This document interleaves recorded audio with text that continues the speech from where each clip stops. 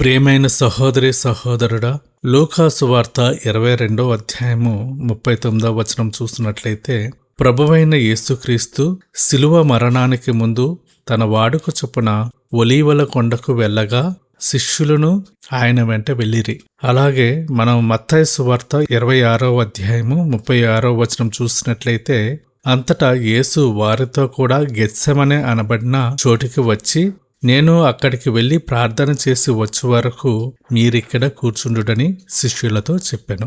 ఇక్కడ మనం ఈ 2 వచనాలు చూసినట్లయితే, ఒక వచనంలో ఒలీవ కొండకు అని, మరొక వచనంలో గెత్సెమనే ఉంది.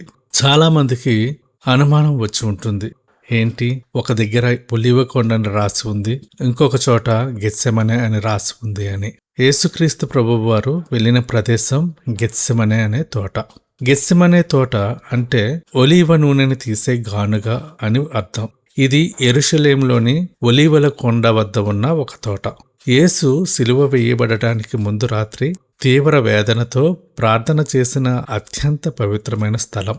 ఒలీవ పండ్లు గానుగలో నలిగి నూనెను ఎలా ఇస్తాయో, లోక పాప పరిహారార్థం యేసు ప్రభువు అక్కడ అంతగా నలిగిపోయారు. యేసుక్రీస్తు తన శిష్యులతో కలిసి తరచుగా ఈ తోటను సందర్శించేవారు. ఈ తోటలోనే ఇస్కరియోతు యూదా యేసును ముద్దు పెట్టుకుని ప్రధాన యాజకుల సైనికులకు అప్పగించి ఆయనను బంధించడానికి కారణమయ్యాడు. యేసుక్రీస్తుకు మరియు ఆయన శిష్యులకు ఆయన సిలువ వేయబడతారనే విషయం ముందుగానే తెలుసు. యేసు ప్రభువు తన మరణం గూర్చి స్పష్టంగా ప్రవచించారు.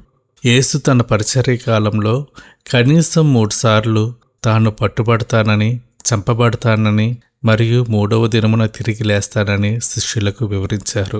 మత్తయి సువార్త 16వ అధ్యాయము 21వ వచనం చూసినట్లయితే, అప్పటి నుండి తాను యెరూషలేమునకు వెళ్ళి పెద్దల చేతను, ప్రధాన యాజకుల చేతను, శాస్త్రుల చేతను అనేక హింసలు పొంది చంపబడి 3వ దినమున లేచుట అగత్యమని యేసు తన శిష్యులకు తెలియజేయ మొదలుపెట్టెను. అలాగే యోహాను సువార్త 10వ అధ్యాయము 18వ వచనం చూసినట్లయితే, ఎవడునూ నా ప్రాణము తీసుకొనడు, నా అంతట నేనే దాన్ని పెట్టుచున్నాను, దాన్ని పెట్టుటకు నాకు అధికారము కలదు, దాన్ని తిరిగి తీసుకొనుటకును నాకు అధికారము కలదు, నా తండ్రి వలన ఈ ఆజ్ఞ పొందితినెను.